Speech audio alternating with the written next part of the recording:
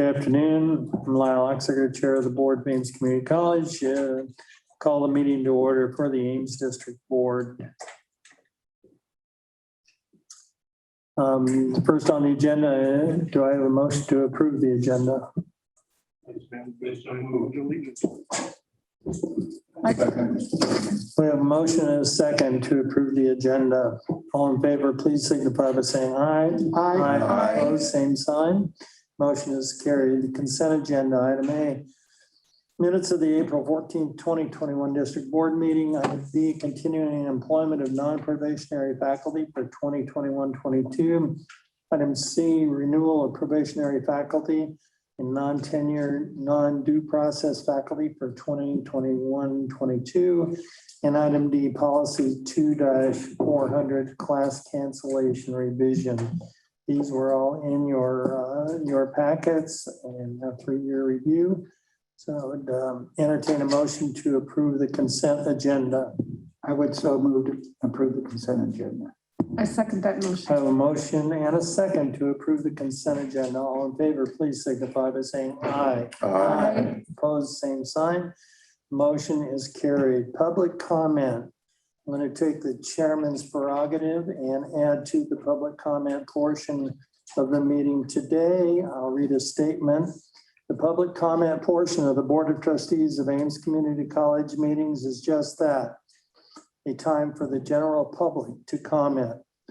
In keeping with the policy addressing this comment period, it is inappropriate for the board to respond to public comments in the same meeting in which those comments were made. There were comments made at the board meeting in April that did not meet the criteria for public comment. Those comments were made by employees of the college who are not by definition members of the general public sector. The expectation is that employees exhaust all internal resources prior to addressing the Board of Trustees. Please be advised that comments made in the future will be screened more closely to preclude such issues from arising again. As chair of the board, I take full responsibility for that oversight at the last meeting in allowing the comments to be made. We have received legal counsel on that statement. Continuing, so the board does encourage general public to provide comments directly related to the business and operations of the college and to give input on items before the board. Each speaker is required to complete a public comment registration form. No action will be taken by the board resulting from individuals addressing the board during the public comment period. The time limit for individual speakers will be 3 minutes per item. The time limit for each item will not exceed 10 minutes, and speakers cannot yield their time to other speakers. During the COVID-19 social distancing, public comments are welcomed by the Board of Trustees through an email address provided in your packet. That email address is boardoftrustees@ames.edu. Those comments are received and they are brought to us at the following meeting if there are any. So I would ask Carrie if there are any meetings or any comments, excuse me. Chair Oxiger, there are no comments or emails at this time. Thank you very much, Carrie. There are none. Next on the agenda, presentations from guests and representatives to the board. One of my favorite parts of the meeting, excellence at Ames.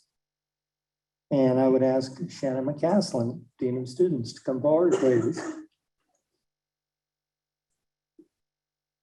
Thank you and good afternoon, Board of Trustees. Today, Good afternoon. I have the privilege of introducing you to yet another remarkable student who came to us in a very unusual way.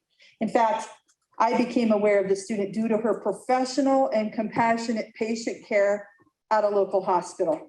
I learned of her work ethic and her character long before I knew her name.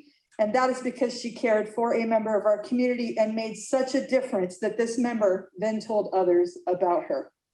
Carrie Padilla is one of the many graduates who we watched walk across the virtual stage last Friday night at the Ames commencement with her nursing degree in hand. Woo-hoo! A member of the elite nursing program, Carrie didn't get there easily. You see, when she came to Ames, she already had a bachelor's degree in business and had worked in the private sector for 10 years while growing her family. Science was always a struggle. Her background was in business. In fact, she didn't get into the nursing program on the first attempt. But this woman is a fighter, and you'll soon come to understand that she is surrounded by them. But I will let Carrie tell you the rest of the story. Thank you so much, Shannon. I'm so grateful to stand here today in front of you guys as a now Ames alum and a recent graduate of the Ames nursing program. The request for me to be here today is such an honor, and even that is just a vast understatement. The fact that I'm here because of a community member remembering me and the care that I provided is everything I've ever wanted from a young age. So last week at commencement, the theme was introduced, "Don't wait for the storm to pass, learn to dance in the rain." The journey of how I accomplished this lifelong dream of completing nursing school and becoming eligible to sit for the NCLEX exam is nothing short of that guideline.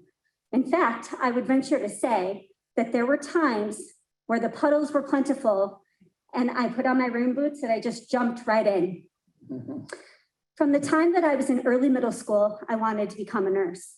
Unfortunately, throughout my early adult years, I got in my own way. I found reasons where it wasn't convenient for me. School's hard with a family, and I started mine at the age of 20.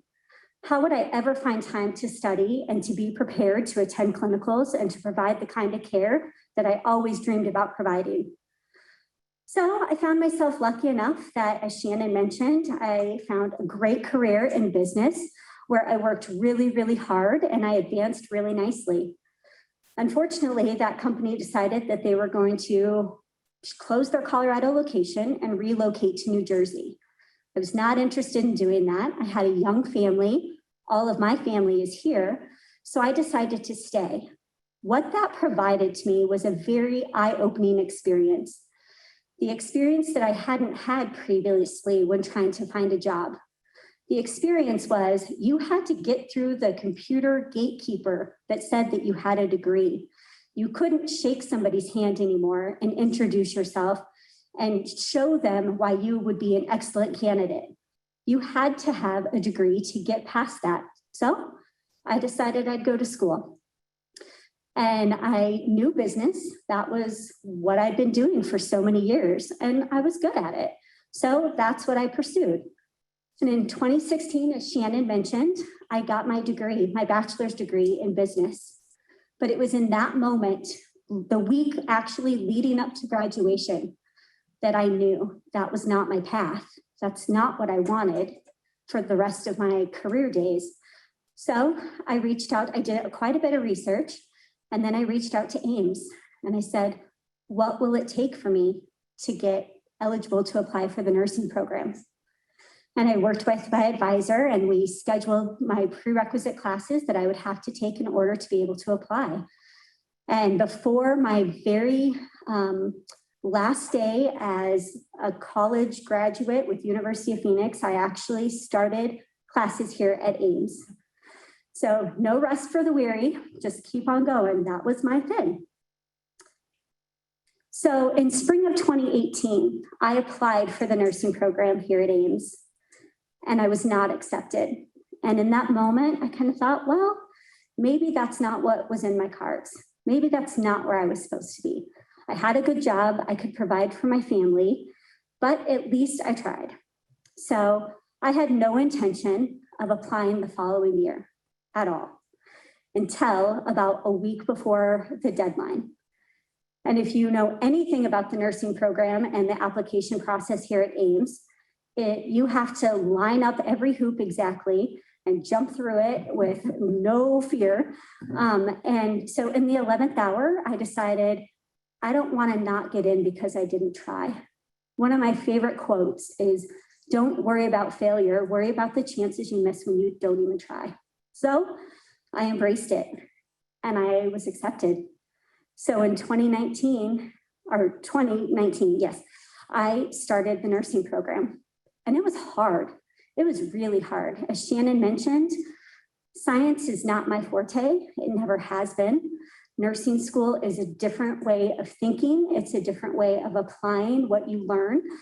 And at the end of that semester, I remember thinking, if I don't do well on this last test and my final, there's a chance I'm not going to pass.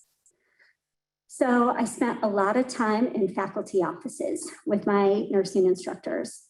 And there was a chance I could have passed.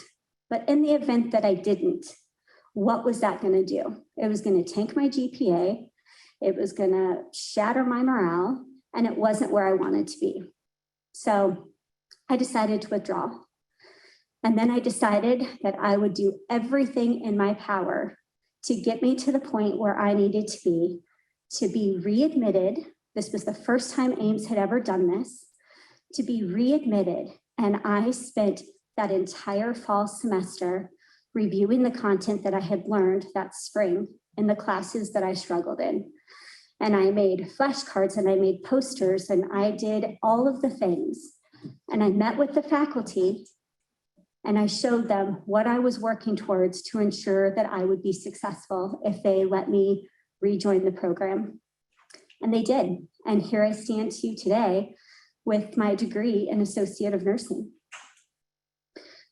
However, what I didn't realize in that moment of glory, that here I am with a second chance to do something that I've always dreamed of, that some of the biggest challenges I would ever face in my life were coming. In January, I started out with a personal breast cancer scare. After several mammograms and a lot of biopsies, thankfully I was cleared. Unfortunately, a month later, we learned that my 15-year-old was diagnosed with mixed germ cell ovarian cancer. So this started the whirlwind of what became our life. And then right after that, COVID approached. So not only are we trying to manage through testing and surgeries and IVF therapy and chemotherapy, but now we're trying to figure out how the other children that I had at home were going to succeed and they were going to be okay mentally and emotionally. And it was a struggle. And there were things that I found later, looking back, that were silver linings for us. I didn't have to drop out of the nursing program, which I would have. I was able to be at Children's Hospital with my 15-year-old for weeks at a time and during chemotherapy treatments. While I would sit there and she would rest, I would work on my virtual clinicals that my instructors worked so hard to make possible for us. My father died in March. My other teenager at home experienced suicidal ideation, which ended her in a facility for a week-long treatment. Things that I never could have imagined that would all come lumped in to what became one of the most rewarding years of my life.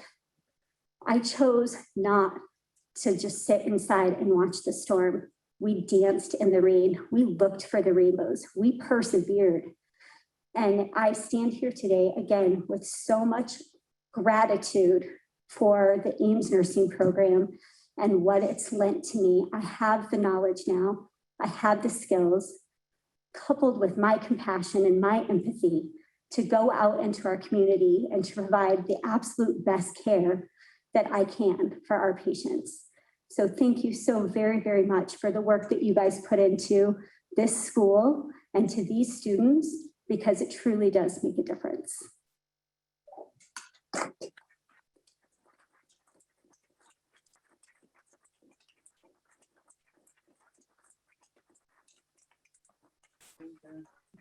Yay, Carrie! Woo!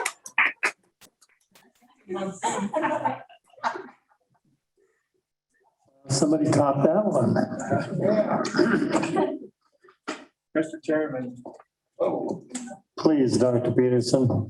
I've been promoted to president of the college. The president of the college has presented a little token of appreciation to the person who does this conversation with us. And it is really my pleasure to present this to Carrie Dia.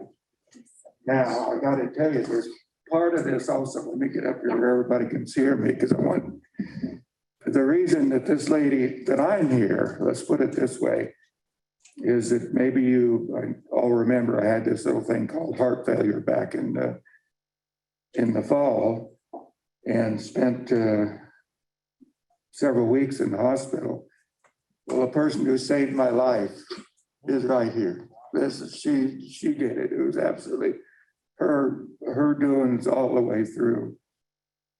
But there was a disappointment when I left the hospital, because they were like, said, hell, I can walk out, no problem, but no, got to wheel you out. You guys know that at the hospital. The people, when I got halfway out, or they started me out of the room, and I said, well, where's Carrie? Where's Carrie? Oh, she's working. She's working. Get out of here. So what I didn't get to do, which I'm going to do right now, is give her a hug.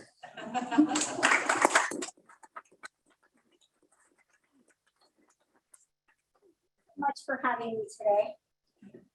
Thank you, Carrie, for not only choosing Ames, but for everything you do for us, obviously, and our community. We're really proud of you. Thank you so very much.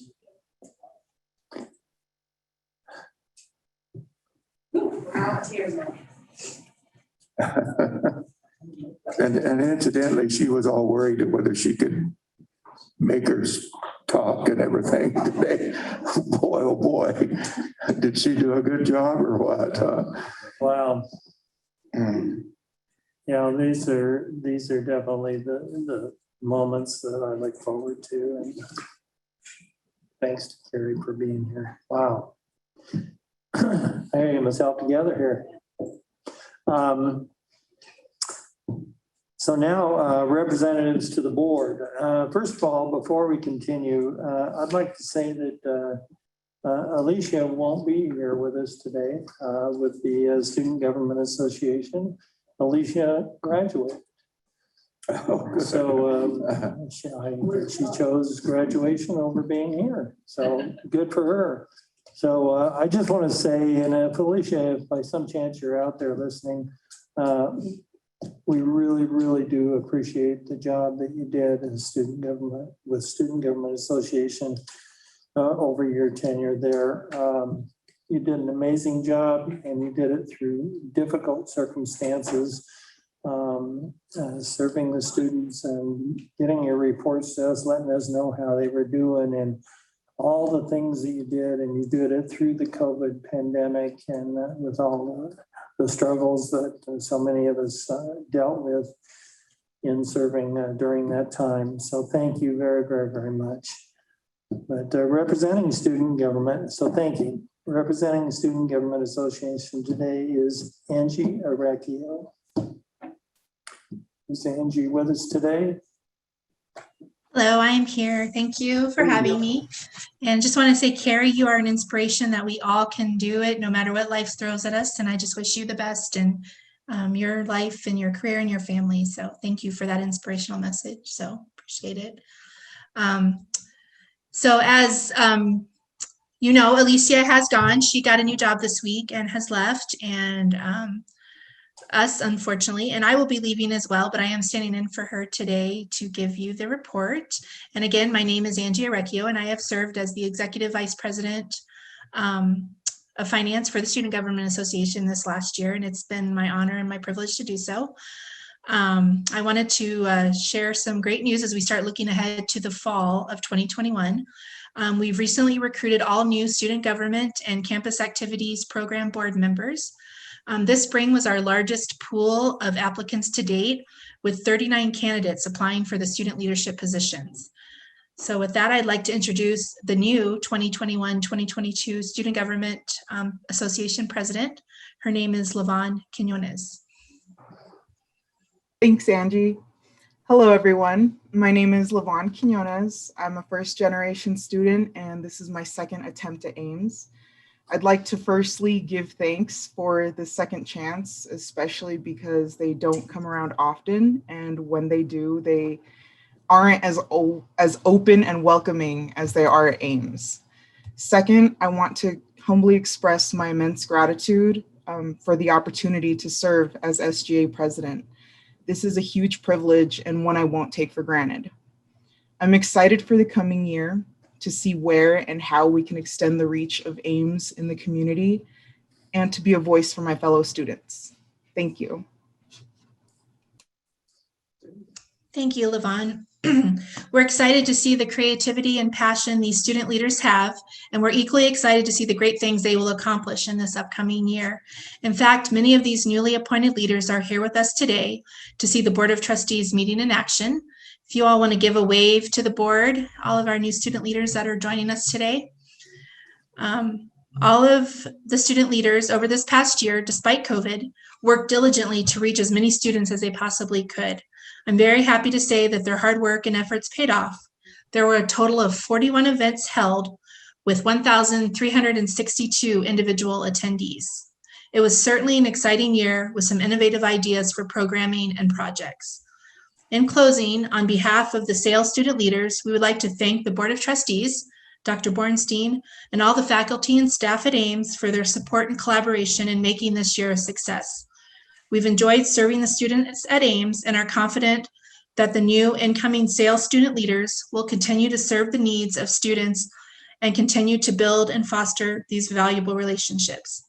And I'd like, again, just to let you know that I appreciate, it's been an honor to serve the students at Ames, and I am so sad to leave, but hoping that I have bigger things in life and things I need to go on to, but I just appreciate the experience and the valuable skills I've learned and all the wonderful people I've met. So thank you so much. Thank you very, very much, Angie, and we wish you all the best of luck in your future endeavors. We appreciate it, and thank you for your service. And to Levon, we welcome you, Levon, and we look forward to seeing you in the very near future and wish you all the best. Next is Ames Faculty Association, Brooke Elsey.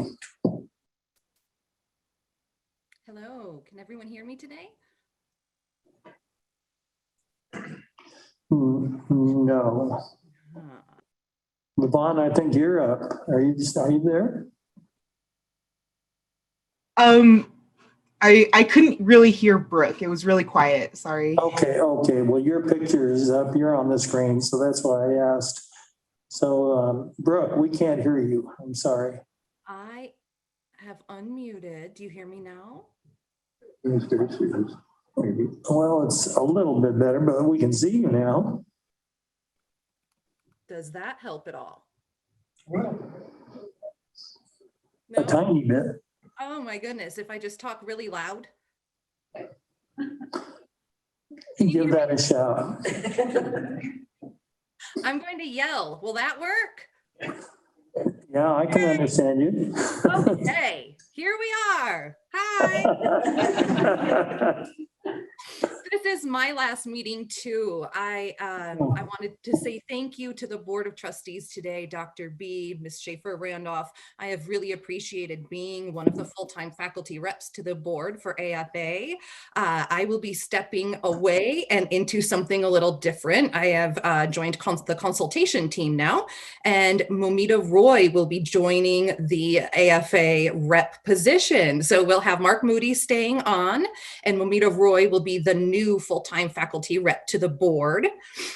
We also had our elections. We have a new AFA president.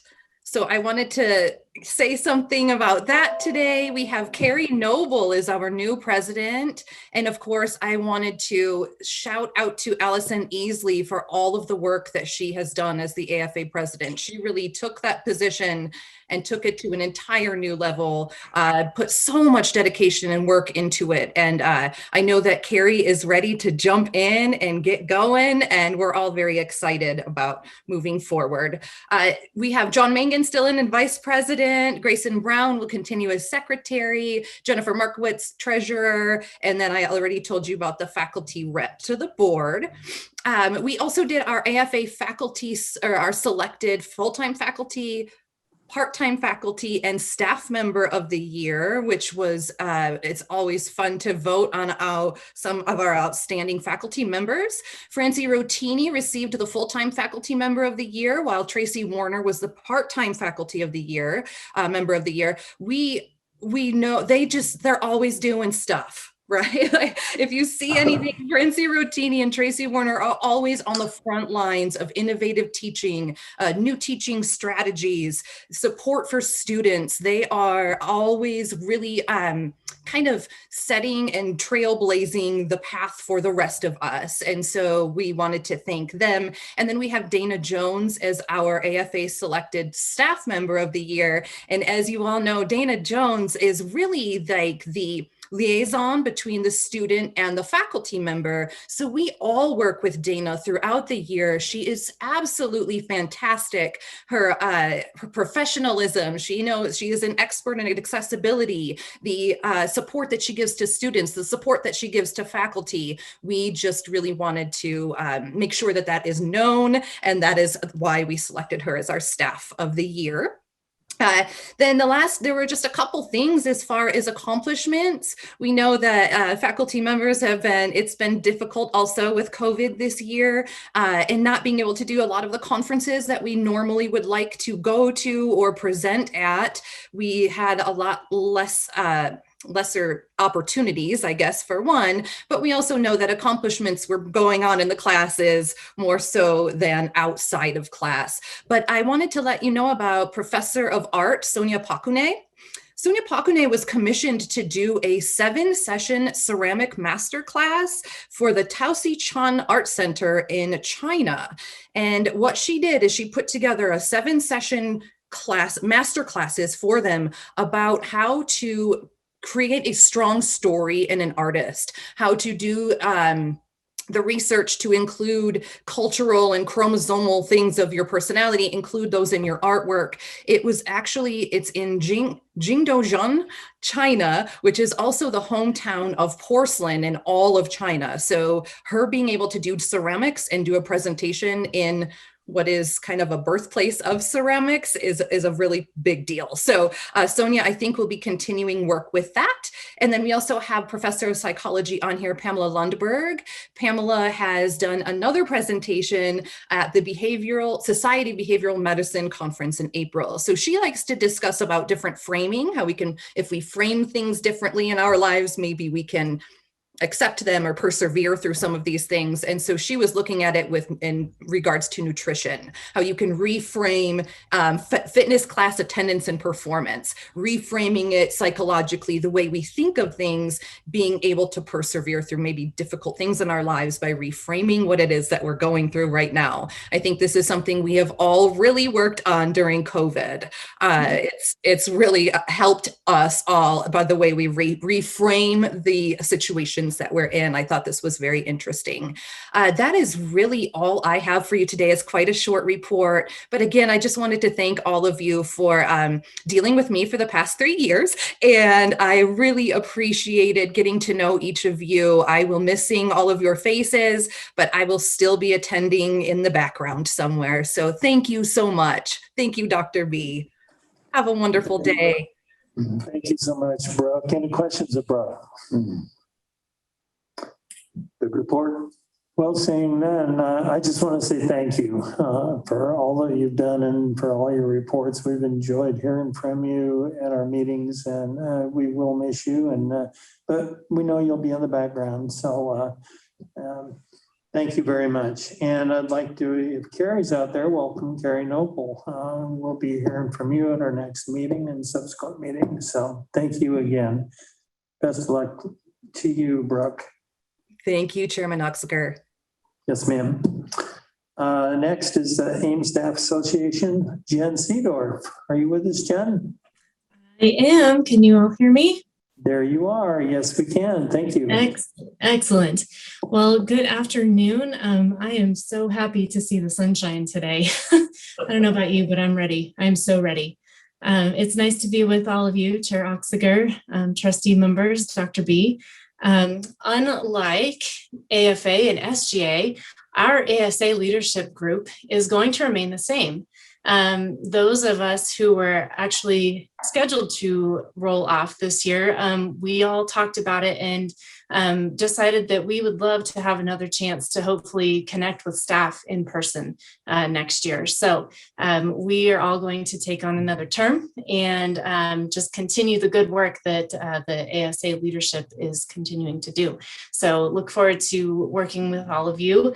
I look forward to working with the new AFA leadership and the new SGA leadership, Levon, Carrie, looking forward to meeting with you quite a bit next year. So today I have for you, we do have a staff accomplishment. Emily Russell, who is a human resources specialist, she submitted a staff accomplishment for her colleague, Paul Bashline, who's also a human resources specialist. Paul recently completed a degree. Emily says, I'd like to recognize Paul Bashline for accomplishing his second master's degree. His degree is in healthcare administration, human resource management. He has diligently worked over the last 2.5 years to make this goal a reality, and his degree will help him grow both personally and professionally. Congratulations, Paul. Also, you have the Ripples in Recognition report available in your packet.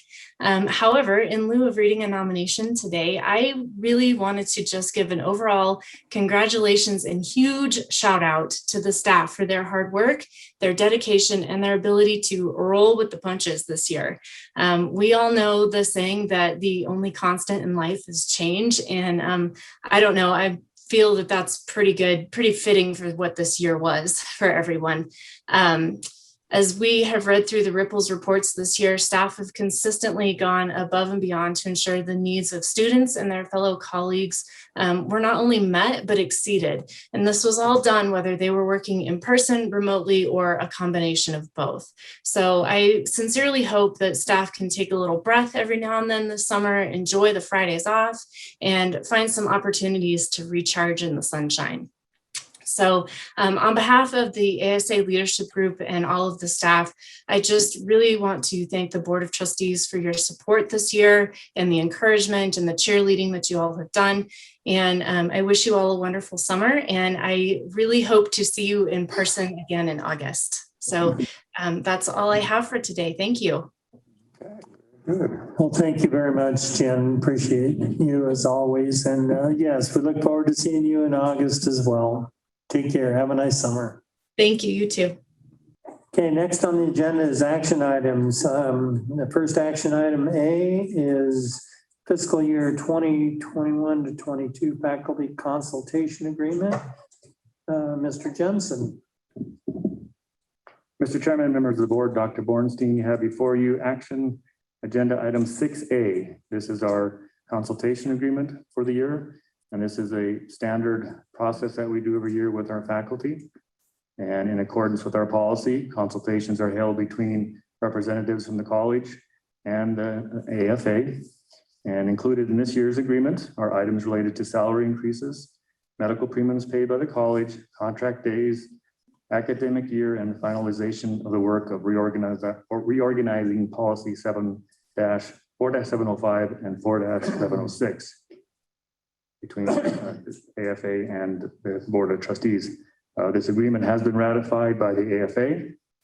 The salary and medical premium impacts were included in a salary and benefits proposal that was approved at the April 14th meeting. The administrative recommendation is approval of the consultation agreement. And at this time, I'd like to ask Jeff Klein, the co-chair from AFA, to say a few words on the process. Good afternoon, Board of Trustees. Thank you for having me here today.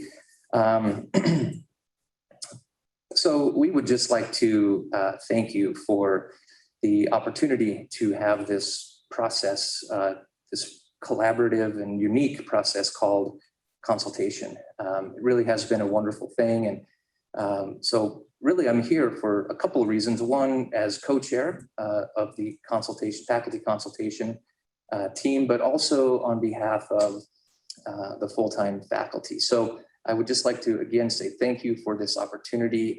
Faculty absolutely recognize the impact of this consultation agreement and the value in it. So Again, we'd like to thank you for that. Also, I'd like to thank you in advance for your consideration on this action item that you have for you.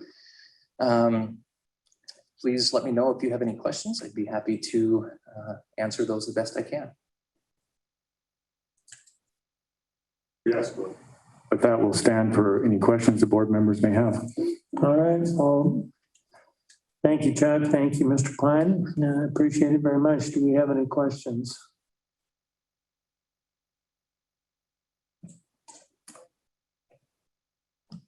Go ahead, trustee Wendell.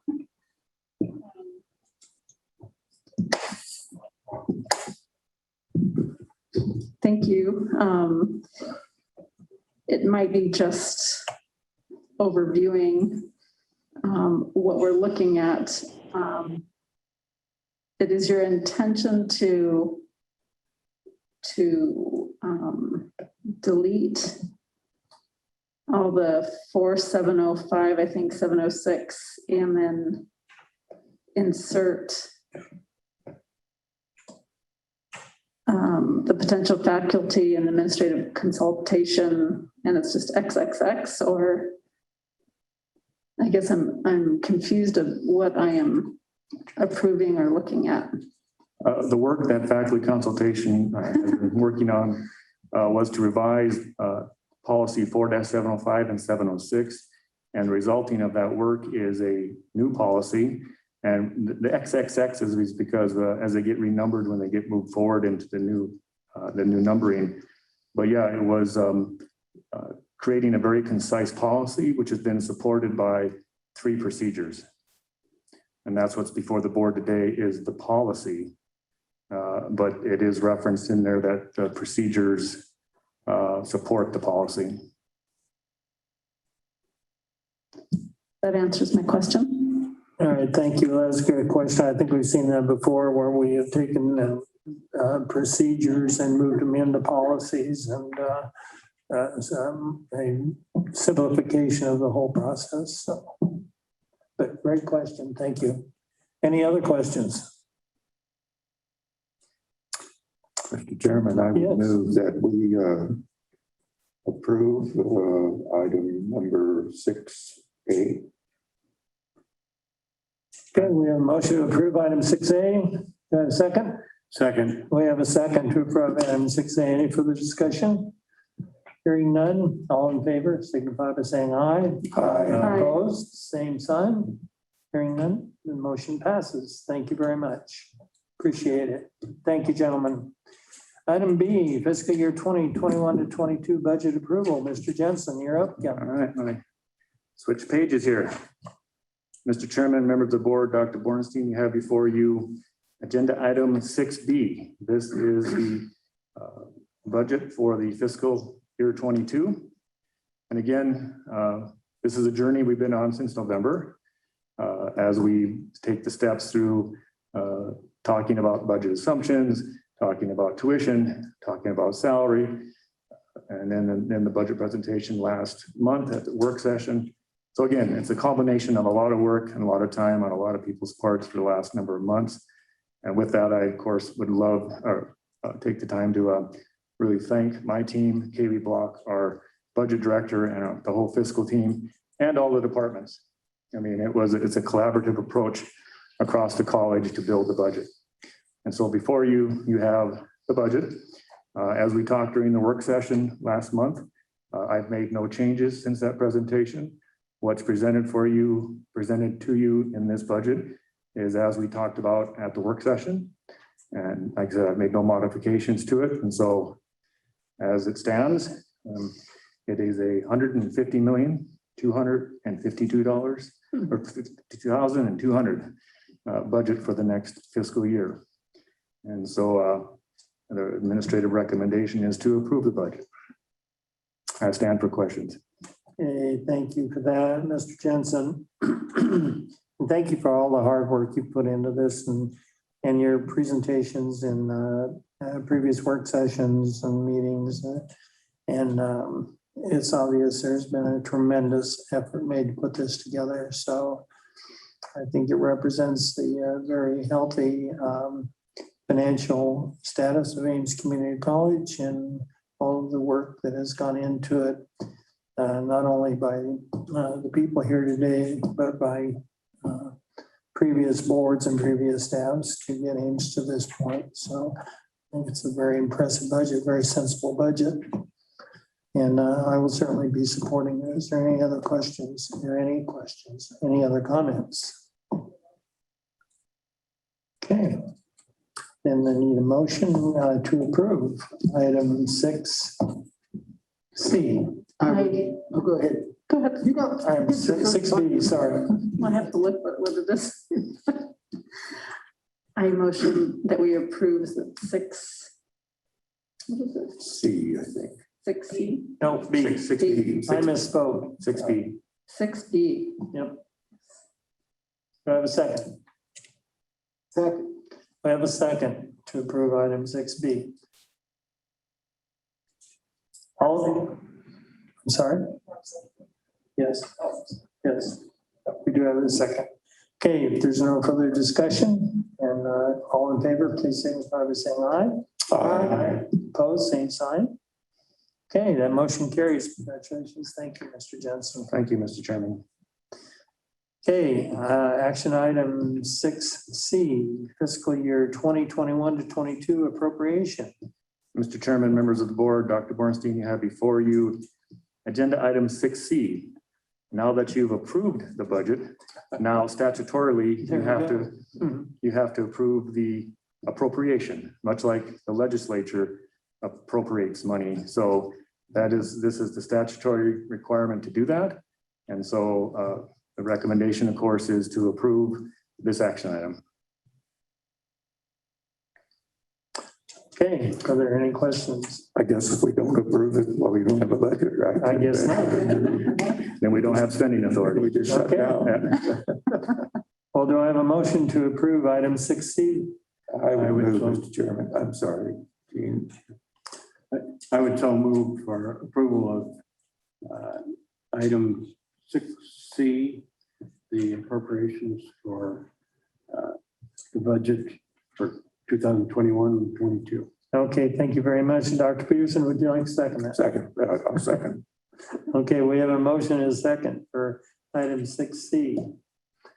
All in favor, signify by saying aye. Aye. Opposed, same sign. Motion carries. Thank you, Mr. Chairman, and thank you, members of the board, for Absolutely. all the work throughout the year. Thank you for all your hard work. Action item 6D, emeritus status request for Rita Clark. Dr. Rothamer. Thank you, Chair Oxiger, members of the board, Dr. Bornstein.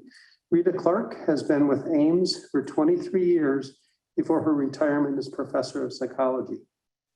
The student selected faculty of the year in 2008, 2009. Rita has long been an inspiration to students and a valuable resource for her colleagues. Having shown evidence for exemplary service, our administrative recommendation is the approval of emeritus status for Rita Clark. Okay. Do I have a motion to approve item 6D? I would so move. Thank you, trustee Howe. Second, Mr. Chairman. Thank you, Dr. Peterson. We have a motion and a second to approve item 6D, emeritus status for Rita Clark. All in favor, signify by saying aye. Aye. Opposed, same sign. Motion is carried. Congratulations, Rita. Item 6E, emeritus status request for Tom Griffin. Thank you, Chair. Tom Griffin has spent 28 years as a full-time faculty member at Ames, teaching geology and developmental mathematics. He has been a mainstay at the Loveland campus, working on the Loveland Campus Safety Committee, the Loveland Campus Student Retention Committee, and an advisor for the Loveland Campus Veterans Club. Having shown evidence of exemplary service, our administrative recommendation is the emeritus status for Tom Griffin. Okay, do we have a motion to approve emeritus status for Tom Griffin, item 6E? I move that we approve the 6E for Mr. Tom Griffin. Second. Okay, we have a motion and a second to approve item 6E. All in favor, signify by saying aye. Aye. Opposed, same sign. Motion is carried. Congratulations, Mr. Griffin. Thank you. Item 6F, emeritus status for Dr. Alan Obert. For the past 22 years, Dr. Alan Obert has been professor of psychology at Ames, and he is known across the college for his friendly, caring interactions with students and colleagues alike. He served for 16 years on the Financial Aid Appeals Review Committee, and for the past 10 years, he has been co-advisor for the Ames Ambassadors for Christ Club. And he has often served as a faculty mentor for new faculty hires. And having shown evidence of exemplary service, our administrative recommendation is for the approval of emeritus status for Dr. Alan Obert.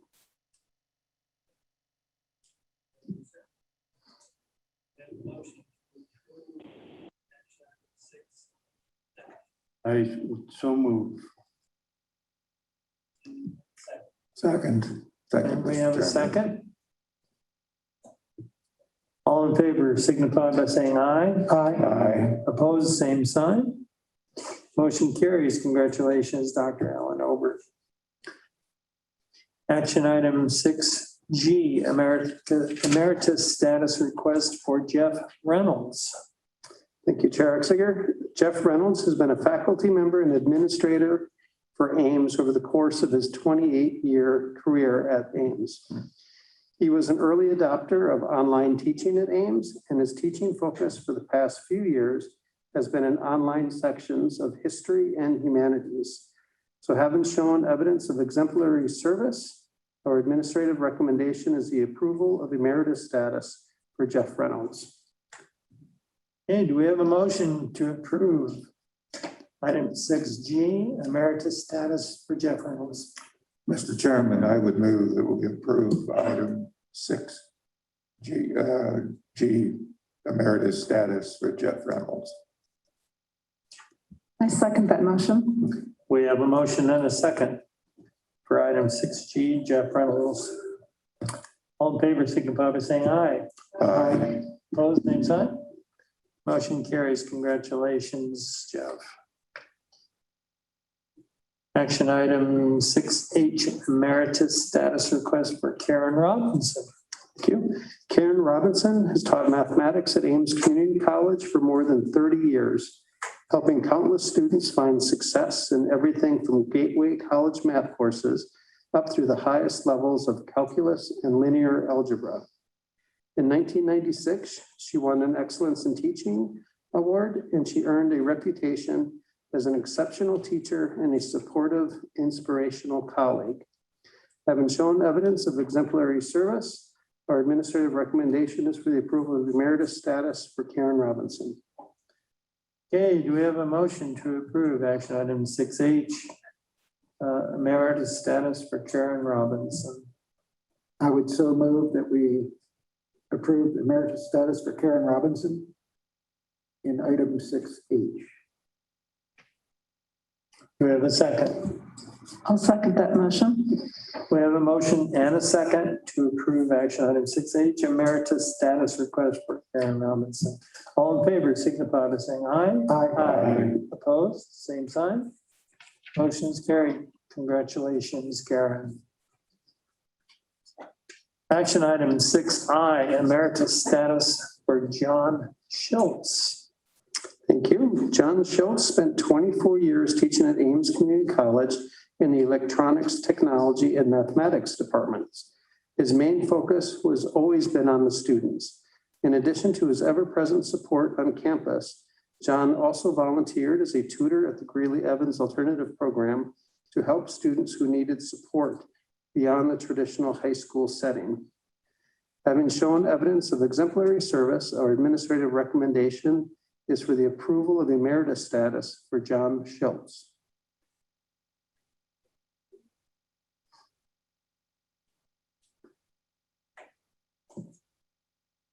Okay, do we have a motion to approve emeritus status for John Schultz? I would make a motion to approve agenda item 6I, emeritus status for Mr. John Schultz. And do we have a second? Second. Second. Okay, we have a motion and a second to approve item 6I, emeritus status for John Schultz. All in favor signify by saying aye. Aye. Opposed, same sign. Motion is carried. Congratulations, John. Action item 6J, emeritus status for Jim Stone. Thank you. Jim Stone has been at Ames for the past 25 years and he retires as a full-time geology faculty member with a reputation for teaching excellence. His community service has included work with the Boy Scouts Career Day, middle school science fairs, and serving as president of the board of directors for the Coral Reef Foundation. And having shown evidence of exemplary service, our administrative recommendation is for the approval of emeritus status for Jim Stone. Excellent. Okay, do we have a motion to approve action item 6J, emeritus status for Jim Stone? Mr. Chairman, I would move that we approve item 6J, emeritus status for Jim Stone. And do I have a second? I second that motion. Okay, we have a motion and a second to approve item 6J, emeritus status for Jim Stone. All in favor signify by saying aye. Aye. Opposed, same sign. Motion carried. Congratulations, Jim. And thank you, Dr. Rothenmeier. And thank you, Chair Oxiger. And just one real quick, if you've been keeping up with the math of these 7 faculty members that are retiring, it's over 180 years of service to Ames. So thank you to all of them. And How about a big thank you for your hand for all? support. And if any of you folks are out there, congratulations. I'm sure I speak on behalf of the board. We appreciate incredibly all your years of service and all that you've done for Ames Community College and Ames students. We appreciate you very much and wish you all the best for your future. Okay, information items. Item A, correspondence. And I do have some correspondence. First of all, concerning graduation, I'd like to read an email I received. Good morning. First, a message from Eric Carnahay, Program Director of the Center for Student Diversity and Inclusion.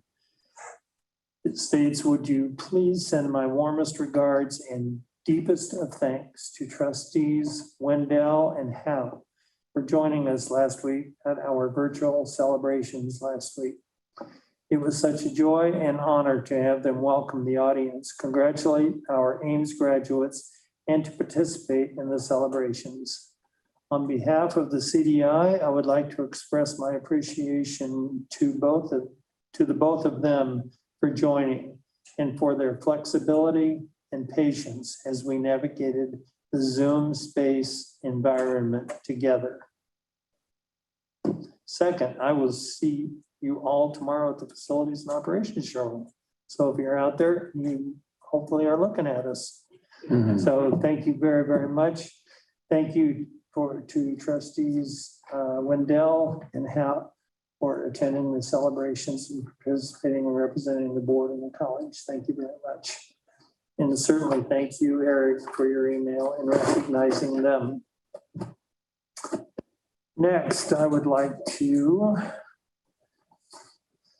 I love this one. I love them all, but dear Dr. Bornstein,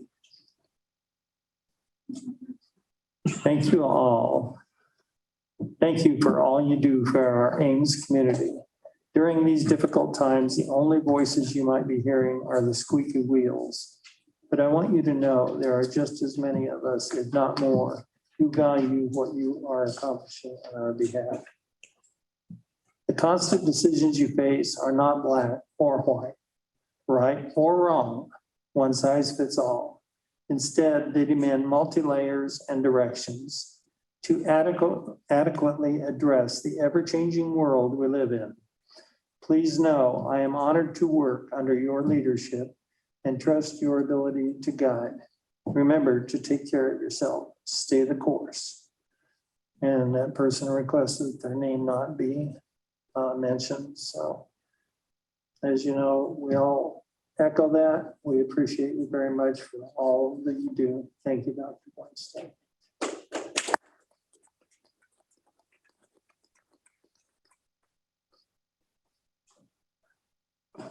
And next, under communications, I wanted to read a communication from our Executive Director of Human Resources, Dee Schultz. I wanted to share with you a conversation I had with a potential new-time faculty member yesterday. She is currently teaching at a regional institution, and I was explaining about our benefits and the premium costs. She said that Ames HR told her that the college paid 100% for employee coverage. She told some of her colleagues, and they said to her that there was probably some cost, and she must have misunderstood. When I told her that it is true, she said, "You really take care of your people." I was then explaining faculty pay and going over the overload pay with a lecture rate of $1,148 per credit. And she asked, "Wait, that's per credit?" I responded, "Yes, per credit." And she said, "Wow, that's amazing." I just wanted to share this with you. She is hoping to take a tour in a week after she completes finals and will then make a decision about joining Ames. Thank you, Dee Schultz, Executive Director of Human Resources. Thank you very much, Dee, for sharing that with us. That speaks volumes about what people are hearing about Ames Community College and what people are thinking out there. And I think that's all the communications I have. Next is the board retreat update. Carrie, I'll turn it over to you, please. Chair Oxiger, trustees. This is just a confirmation that last month there was a consensus of the board to move your June retreat to Friday, September 30th and, Thursday, September 30th and Friday, October 1st. So you will have a session facilitated by Dr. Pam Fisher with ACCT on Thursday, and then on Friday you will meet with Cabinet to do a debrief of this past year in the COVID situation. As details are confirmed closer to that date, obviously I will send those out and keep you posted on where to go, when, et cetera, et cetera. Secondly, an item that I don't have listed under my information, this is the time of year that we do an update of our annual board agenda calendar, and these are the items that we have scheduled on a monthly basis to cover from cabinet members, action items, presentations, and work sessions. So I'm going to share that with you in a hard copy, but want to bring to your attention that this is on Diligent. So if any time through the year you want to refer to that, it is in Diligent under Resource Center. So please refer to that. And I have shared the calendar with Cabinet, so they're aware of the agenda items as well. Do you have any questions? Okay. Thank you. Thank you, Carrie. Thank you for all you do. Okay, if there's nothing else under information, then we'll proceed to item 8, the President's report. Dr. B, I'll turn it over to you. Thank you. So we have updates from the cabinet, and the first update is from our Executive Vice President and Chief Academic Officer, Dr. Ross Father. Thank you, Dr. Bornstein, Chair Oxiger, members of the board. I have 2 items I would like to highlight for you today that are in our update in the board packet. And the first one comes from our Public Safety, Transportation, and Workforce Development Division. And I like the title for this one, and it's kind of good for celebrating. So Auto Program Takes the Gold. again. Right, again, wow. So Ames Automotive Department and Collision Repair Program has done it again. And under the leadership of our director, Fred Brown, and faculty member Mike Hanscom, the collision program has swept the Colorado Skills USA Automotive Collision post-secondary gold medals and added 2 silver medals. Also, just as important and recognizing the great work of our teams and specifically a faculty advisor, Mike Hanscom received the well-deserved Colorado Skills USA Advisor of the Year Award. And the next stop for the state competition award winners is the National Skills USA competition to be held this summer. And so congratulations to the entire automotive team and the program for their excellence in teaching and learning on behalf of all of our students and for continuing to put Ames not only on the state stage, but the national stage. So certainly congratulations to all of those individuals for their accomplishments.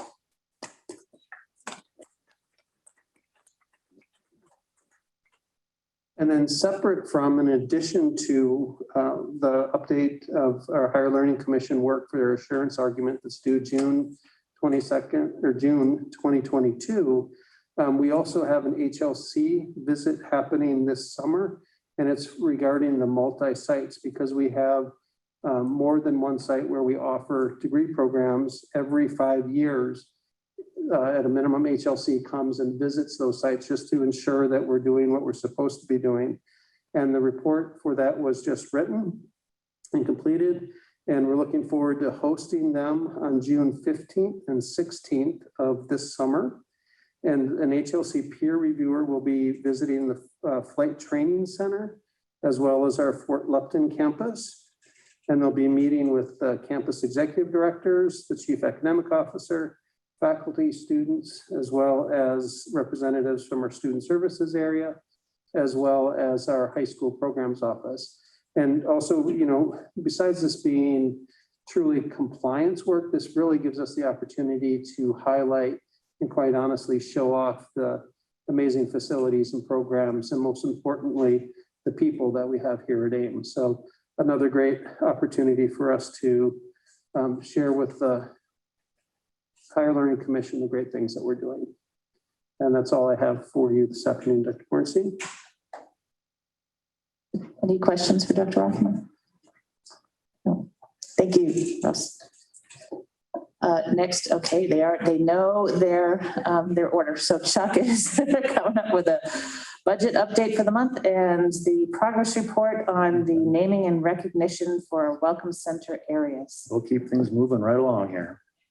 Mr. Chairman, members of the board, Dr. Bornstein, you have before you the budget report as of March 31st for fiscal year 21. And as we near the end of the fiscal year, which of course is June 30th, we are still on track. Revenue is still coming in very strong.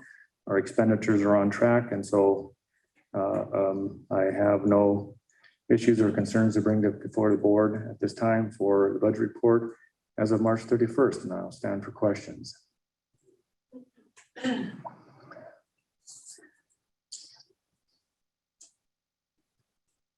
think we're good. All right. I'm good.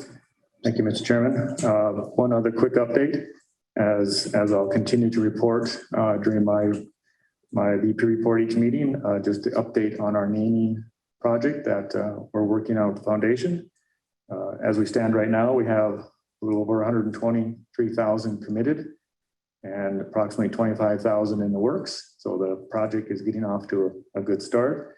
As Kelly Jackson, our executive director of the foundation, likes to say, this is what she lives and breathes every day now. I mean, this is the major fundraising activity for the foundation as we go forward into the next number of years. And so she continues to make numerous calls and visits each week. And it's very much establishing connections, getting out there and really promoting this project. So we're moving forward. Chuck, could you read those two amounts again? How much we've got and how much committed? We're committed, 123,000 committed and approximately 25,000 in the works. Okay, thank you. Mr. Chairman, could I ask, is this purely a personal contact kind of thing? Or is there some way that someone could get on the internet and say, hey, you know, I want to be involved. How do I do it? Yeah, there'll be social media. I mean, there'll be brochures, there'll be mailings. Nothing yet. It's coming. Yeah. Okay, all right, that's what I was wondering. Okay, thank you. When we were given some brochures, regarding, weren't we? Yeah, or with the last meeting, yeah, that was the brochures that we do work with. Sorry. And I think, if I'm not mistaken, you can go on the Foundation website Okay. and make a donation and designate where you want that donation to go. Yeah. Get that billboard working out there in front. Very good. But I also can't imagine that if you know of someone that wants to be part of that Welcome Center project in some way, please just give their name and contact information to Kelly. Kelly will reach out or ask them to reach out to Kelly. Right. And that's where the foundation board itself is getting very engaged in that outreach activity of communicating, getting interest. So, thank you. Thank you, Chuck. This month, we would like to invite Dee Schultz, Executive Director of Human Resources, to come up and give us some information about our 2020 Employee Engagement Survey and the HOPE Initiative. Thank you for having me, trustees and Dr. Bornstein. Before I speak to the survey, I'd like to explain some of the items that I left on your table. As you may remember, I provided you with information about the HOPE Initiative supported by the Wellness Team, CPD, and the Champion Committee representatives for the college. The purpose of this initiative is to support employees as we transition back to being fully operational. Every month, one of the components is the HOPE Initiative e-newsletter, which you have a copy of. It is sent out to all employees, and this month's theme is mental health. The newsletter is full of information, including inspirational quotes, recipes, self-care tips, and most importantly, employees who respond to the newsletter can earn a gift. And this month's items is the HOPE blanket or folding chair. Very nice folding chair.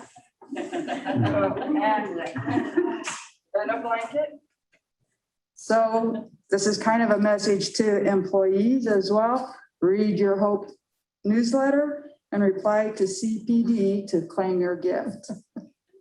But really, the most important information includes many self-help tips, reducing stress, mental health, exercise activities, and healthy eating. As I mentioned, we do this in conjunction with a lot of support across the college, including our PERT folks who help with some exercise activities. So please enjoy your gift from the HOPE Initiative team.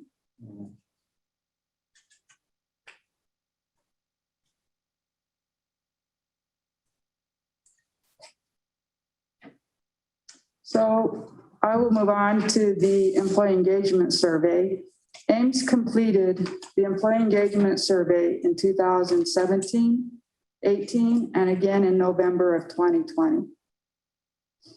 The survey measures 15 drivers that improve workplace culture and engagement, some of which include values, direction, feeling appreciated, and individual development.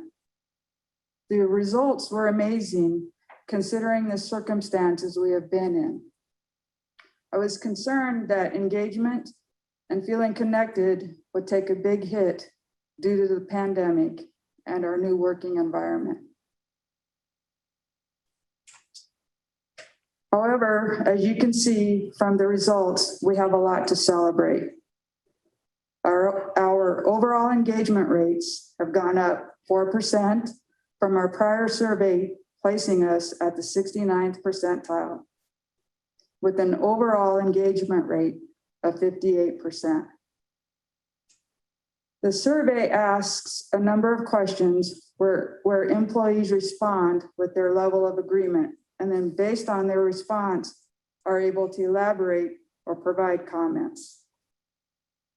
This year, we received over 1,500 comments, and I provided a few examples to share with you.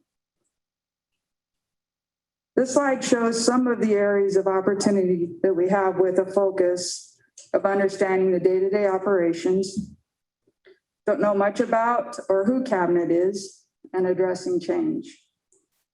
In the near future, Cabinet will be working on some strategies to address some of these comments.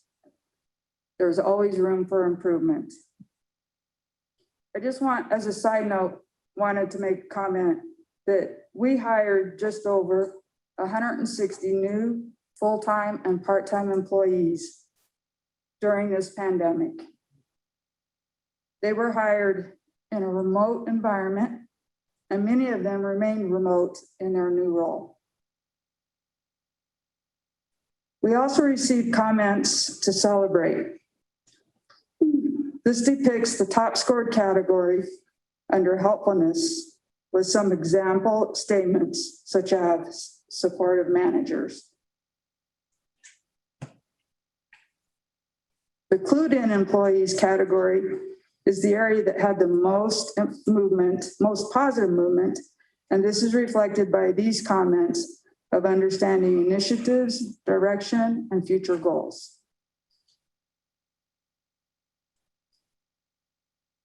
Other positive comments under inclusive culture, diversity, and equity are noted here.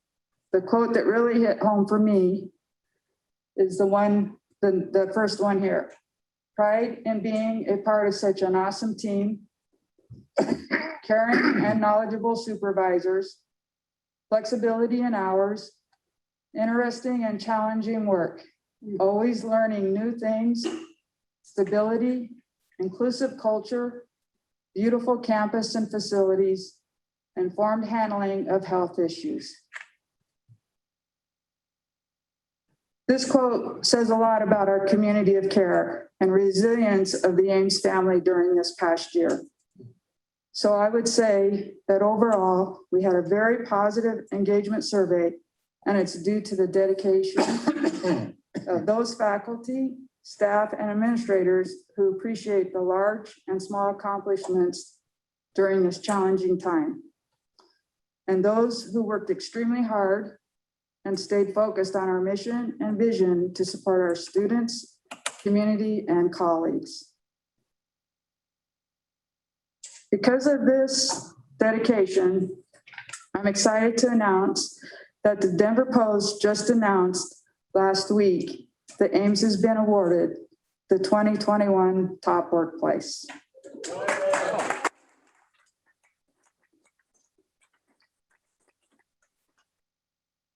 We've ordered lapel pins, and once we receive those, we'll get the message out on how folks can obtain one if they would like.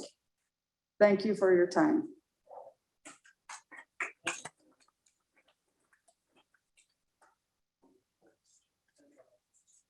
Thank you, Dee. That's a great unveiling of an announcement. Super. Yeah. I wouldn't even try. And Zach is here to talk to us about our FY22 marketing and communication plan. Zach. Yes, thank you.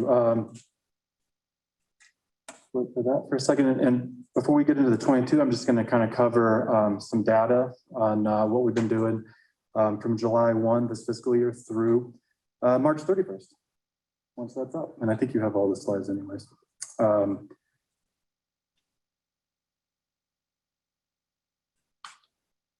This one is not working. Is it not working? No. Got it. Thank you.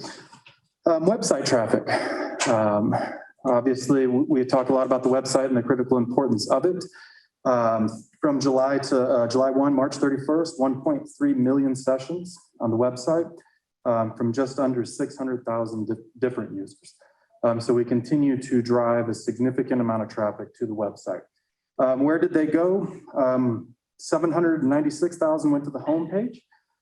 It's interesting to see 130,000 are using that search function. The search function is actually one of the things that we get complaints about the most. Everyone who searched using that search function would absolutely agree that there's work to be done. It's a critical part of the website redesign. You'll see here, I'm not going to go over every piece of data, but what we notice here is area of studies, academics. That is another significant part of the website where traffic goes. That's a critical piece of the redevelopment as well, right? Making sure that when they land on an area of study on an academic program page that they actually have content to consume, because the data shows that they're very interested in heading in that direction. Calls to action clicks, that's request for information, apply now. That's probably that is the number one action that people take on the website. So again, we're really emphasizing making sure that they have a good journey. Once they do that, we're working with the recruitment team to make sure that the processes and all the documents are lined up nicely. Social media, again, this is July 1 to March 31st. On Facebook, 245 posts. That was 1 million people saw those posts, and we had 28,000 plus engagements, right? If we're driving traffic, we have to see engagements. And so we are able to generate engagements in the form of likes, comments, retweets, things like that. Instagram, 369 posts, 130,000 people see it, 5.8 thousand engagements. Twitter, 242 posts, 1.8 thousand engagements. LinkedIn, 134, right, 9.8 thousand engagements. Again, one thing we're hoping to do, we're really establishing baseline metrics right now. We finally have the people in place who can look at this type of data and actually quantify it. When I'm here next year, we hope to be showing year over year data so we can see what we're doing and if it's having an impact year over year. So right now, again, just establishing baselines. I hope what you see here is there's a lot of posting and a lot of action happening as a result of those posts. Another interesting note is we do receive comments in those channels. 808 chats received via those channels of people asking us questions about Ames, about programs. And we have a good relationship with the recruitment team to sort out those questions and engage with the audience there. That's the whole purpose of social media, is to engage in an actual dialogue with prospective students and community members. In the news, 297 stories in the news about Ames in that time frame, and this would be your traditional print publications. No surprise, Greeley Tribune leads the way, Loveland Reporter Herald. Interestingly enough, News Channel Nebraska really likes us, but locally, the Trib and Loveland Reporter Herald are kind of dragging that. But that's a significant amount of traffic in traditional news sources. As far as advertising goes, if you remember back, I talked about this last year. What we've really focused on over the last year in our advertising initiatives are establishing foundational strategies in digital and print, right? For digital, we established pay-per-click strategies. I remember Mr. Peter said you talked a while, you're being followed around, that would be one of those foundational strategies. If someone gets on our site, we want to follow them around and about 6 or 7 times until we've annoyed them enough and then we'll move on, right? Yeah, exactly. We don't want to oversaturate, we want to get it just enough. Pay-per-click, when people look for a program, we want to be visible in Google so that they have the advertising option to click. We've really worked to, again, these are foundational things. We've worked really hard to establish those. Those are going well. And now I'll talk about next year, but we'll seek to expand. Print, we've worked on just expanding our presence in print. That's everything. Here's a couple examples right there of inserts in the Greeley Tribune. You'll see full page inserts every, on the last Sunday of each month. Diversifying our out-of-home advertising, billboards, bus shelters. Really, a couple of years back, we were very Greeley-centric. We have since moved that out to the entire service area. Fort Lupton, Loveland, Windsor, Greeley, really making sure that we have a good presence throughout all of the communities we serve in our out-of-home advertisements. Website, we've talked a lot about. We are shooting for that September 6th week of launch. That's been a significant point of emphasis. And then really just working cross-college. We've done city partnerships, working with other campus partners to look at the cities, make sure that we're in recreational guides, that we're sponsoring rec centers, and that we're visible in some of these main community hubs. When we look at our spend, Marketing advertising spends, this is kind of the breakdown again through this year, which has been consistent for quite a few years. I think the major point to make here is about 79% of our advertising spend has been out of home and print. And so those are your billboards, bus shelters, and then print publications. 12% radio, only 7% in digital marketing, 0 in television, right? When you look at the higher education industry averages, which is just one data point we can look at, that's not a holistic picture. We have to kind of compare this with our own audiences and behaviors. But this is an interesting comparison. What we see is, 49% is typically spent in digital channels. That social media I would count as digital. It's just a specific one, right? Out of home would be about 29%, print about 2%, radio 3%, and then television about 15%. So a couple insights we can gain from this is there's a better balance across mediums, right, than we are currently achieving. Trends do skew a little bit more toward the digital side. Prospective students are typically in those digital spaces, so they move into those very quickly and spend in those channels, other colleges. Less emphasis on print, it's not where the bulk of students are found. Increased emphasis on social media, things, especially something like TikTok recently, right? Colleges move rapidly into those channels. And we serve people across the spectrum, right? And it's interesting, even if you look at Facebook, the biggest increase in population on Facebook is actually seniors. More and more people are adopting digital media as sources for news and information, right? So this isn't just for young people anymore. This is across the age spectrum. And television makes up about 10%. I think we all hear a lot of hullabaloo about how television's kind of fading and it's moving into on-demand. Television continues its spot across all industries as the #1 influencer of action. And that's what we all care about, is taking action. Television's #1. And so you'll see that's why colleges and most advertisers do spend there. So what we're looking at for our advertising goal for FY22 would be to diversify, right? We want to diversify a little bit. We're working toward that now. We want to really get what we're shooting for is about a 56% out of home and print. We want to up our digital marketing spend to about 28%. How did we get to that number? It's because we have very smart people who can pull that information and tell us exactly what we can spend in digital marketing and get us to an actual number via a lot of the tools and software that we use. We want to get into television. We're not in that mix right now. Part of the ID5 contract we talked about earlier with our rebrand is actually producing 60, 30, and 15-second spots that we'll be able to put into television. So we can get into that mix a little bit more, and then decreasing our radio. So really, we look at some areas of focus. We want some foundational strategies as well in social media. Our social media presence right now is organic, primarily, which means we're just posting. Right, we're not spending a lot of time advertising. We're just posting information from the college's site. We actually want to get in there and advertise. You have opportunity to specifically segment out targeted audiences. And so we need to move into that, and we have a good strategy for that. We did also, in the last few months, hire a social media strategist. So they will be assisting in that and have already done an amazing job with the channels overall. Web, we've talked about. We want to use the web to drive people to it and then to drive action. And so hopefully post-September, we'll have a lot more to say on that. Just expanding some of these foundational strategies that we've already implemented now in the digital realm, search engine marketing, things like that we'll be expanding those. And then really, like I just said on year-over-year analysis, we have a lot of opportunity, right, in the data realm. Right, to start taking the data to the next level as well so that we can know exactly from campaign all the way down to action what people are doing and how that influences our spends moving forward. That's my 2022 report, and I'm ready for any questions. What kind of metric do you use to develop your budgets?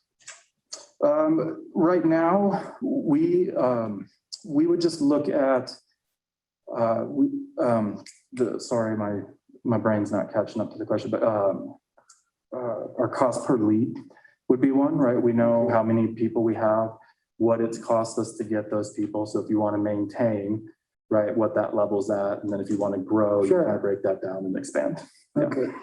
So that helps you develop your annual budget. Yes. per se. Yes. Okay, thank you. Yeah, you got it. Dr. Peterson? I was curious. You know, I hear, I think it's the same time of the day on KUNC.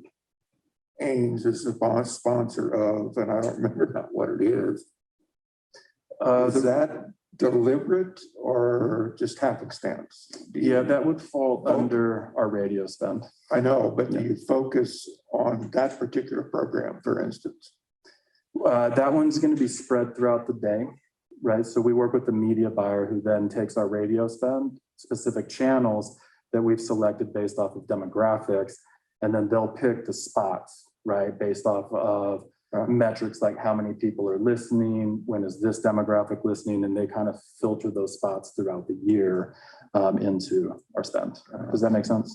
Okay, yeah, right. So it's pretty doggone deliberate. Yes. Really, yeah. It should be. If not, we would have a new media buyer. Yeah, right, yeah. Okay, thank you. Yeah. Heidi? Just Yes. curious. Great presentation. I have a few questions.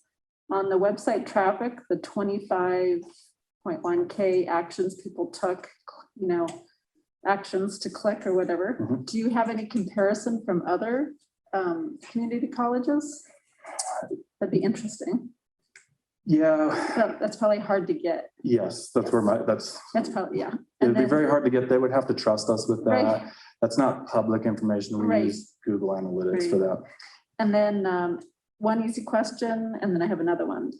Out of home, is that like billboards? Yes, Okay. billboards, bus shelters, anything in that realm. Okay, Yep. and then the other question, I belong to a women's philanthropic organization, and one of our members is a Ames alumni, which is great. And I asked her what, where she, maneuvers all her social media, and it's Twitter. Yeah. And so do you have a survey out there for everyone, and they tell you where they click on more, or? We can pull a lot of that information from Google Analytics. Is it? Okay. The issue being, and I don't want to get too technical, but the issue being Google Analytics typically is going to be a last interaction click. So it's hard, it's very difficult, right, to go back all the way in that journey. What led them, right, to click that ad to get to the site.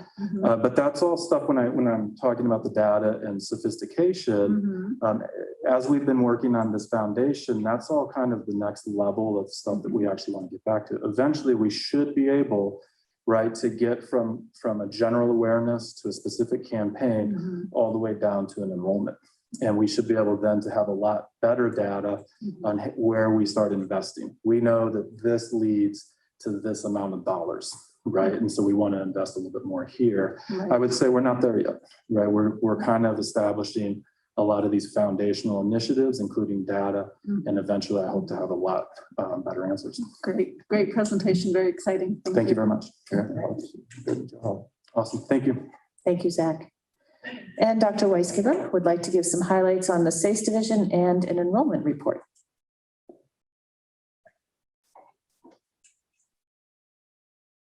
Good afternoon, Chair Oxiger, Board of Trustees. Time for us to kind of get going again, get moving if we can in our seats. Just wanted to give you some quick updates from the SACE division. I hope everybody had an opportunity to turn into our virtual commencement. Yes. I thought the commencement committee did an outstanding job this year. We had 343 participants in commencement, which is really great given that it was in a virtual space. Still not where we are with where we were in person, but some different things to really help us move forward. In terms of our unique celebrations that come out of the Center for Diversity and Inclusion, we had 9 students participate in the military affiliated coining ceremony. 33 students wanted to be recognized in the LGBTQIA community, and 56 students of color wanted to be recognized in the Graduates of Color ceremony, which I think is really great particularly that last celebration because it was our inaugural year. I look forward to these celebrations happening again in person. 2 years ago, our LGBTQIA celebration, our Lav Grad, was one of the funnest events I've ever been to. We had the best music on the block, that's for sure. I did want to highlight, I always love the opportunity to highlight partnerships across the institution, and wanted to recognize the IT department, who does more than just make sure that we're all on track, is also working to support our students in conjunction with our Assistant Dean of Students, Dana Jones, to take some of our old Ames computers and repurpose them for students who need them, who indicate that on the Student Emergency Fund. So if a student fills out, hey, I don't have a computer, I need something, IT has been working to make sure that we're getting our students computers. So thanks for the great partnership, IT. Yeah, great. Yeah. Yes. Every year, we do what's called a common read. And the common read falls underneath the umbrella organization of the Council for Equity and Inclusion. And it's a group of faculty and staff, primarily faculty, who choose the common read for the year. And the idea behind the common read for the year is that different faculty try to, sorry, I stole Mark's because I was one short. Different faculty use this book and they integrate it into their syllabi so that they can make it part of their curriculum. And that way, as a whole college community, we're having that dialogue. This next year's book really focuses on economic impact and of environmental disasters and the lessons that we learned in the past and how we apply them today as it relates to food in the Great Depression. So I think really powerful, particularly given the pandemic this year. So excited about that. I want to share some additional things. One of our pillars, the COVID recovery pillars that we talked about was just student mental health and basic needs. Last month, I shared with you, I gave you a little teaser around that. And I wanted to share with you that we are planning over the next year to be increasing our student counseling hours with additional counselors. We are working toward getting certified as a hunger-free campus as designated by the state of Colorado. We will be designating additional emergency fund resources for students. And FNO is really doing some great work on creating some outdoor spaces so that we can get on campus, but do it in a safe way. So that's kind of what I have in terms of SAFE's highlights. Any questions before I move into an enrollment update?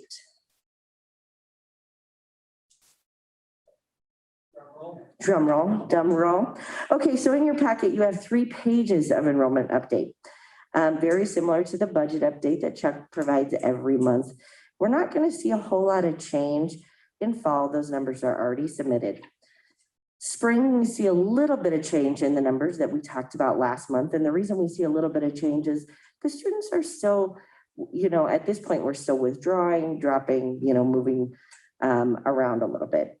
What I did want to share with you, if we move to the 3rd page, and it was an idea actually inspired by Dr. Bornstein and Trustee Hout in last month's update, where Trustee Hout asked he wanted me to dig in a little bit deeper into our male students, part-time, full-time, and look at that. And as Dr. Bornstein and I were discussing, we thought, hey, wouldn't it be interesting if we really dive deep into different populations in our enrollment, in our students, to give you all an understanding of what those unique populations kind of look like.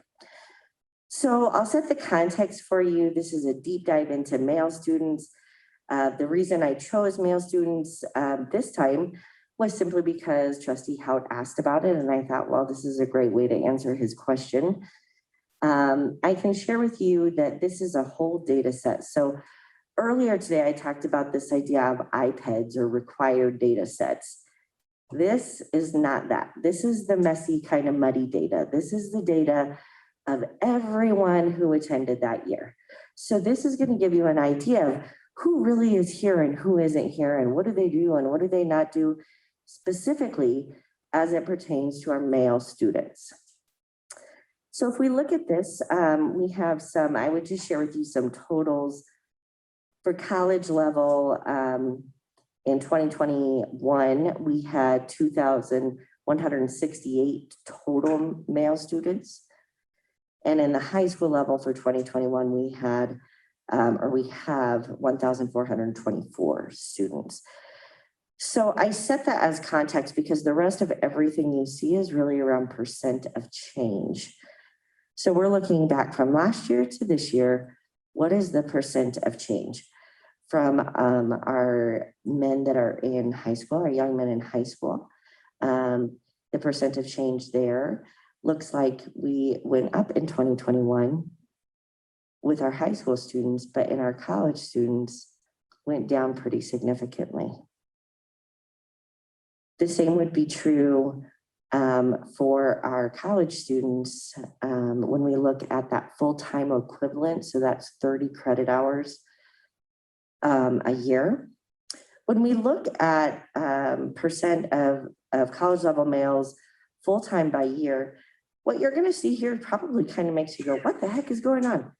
Why do we only have, in 2021, men who identify as white, we only have 6.89% of our whole population. And so one of the things, this is where it gets messy. One of the things I would share with you here is this is one, our entire population that we're looking at, and it's people who take 30 credit hours. So when we compare ourselves to a big four-year institution, we're looking at the majority of our students are truly part-time. Now they might be going full-time according to financial aid, but they're part-time according to that 30 credit hours. Men of color, we see, everything is tracking at a statistically significant difference. So from what happened last year to this year, any kind of declines or inclines are all tracking at the same amount or marginally the same. We're not seeing big gaps happening like we're hearing about at other schools. Everything's tracking pretty parallel to each other. So that's a great thing. I thought you all might be interested in some of the degrees that our male students are selecting and the programs that they're selecting. So if you look at that right side column in your packet, you'll see that, our Associate of Arts degree is still one of our most popular degrees. Associate of Sciences too. Certificates are certainly there, but remember that oftentimes because of the way our academic programs are built, those certificates lead into that AAS degree. So keep that in mind as well. If I'm in your shoes, I'm going, wow, you have a lot of undeclared or personal interest students. And we do. And that's part of the conversation we were having earlier about really trying to serve that broad community. Folks like my partner who are wanting to pick up a class here, who work full-time, some of that sort of thing. Also keep in mind all of these numbers include our high school students. So that helps us kind of understand that piece. So we have a large number of students who are in undeclared majors, but we still see that liberal arts AS really being those strongest programs for our male students at the Ames campus. So before I get to the super, super exciting news, what questions might I answer around this data or some of the kind of information that I've shared with you?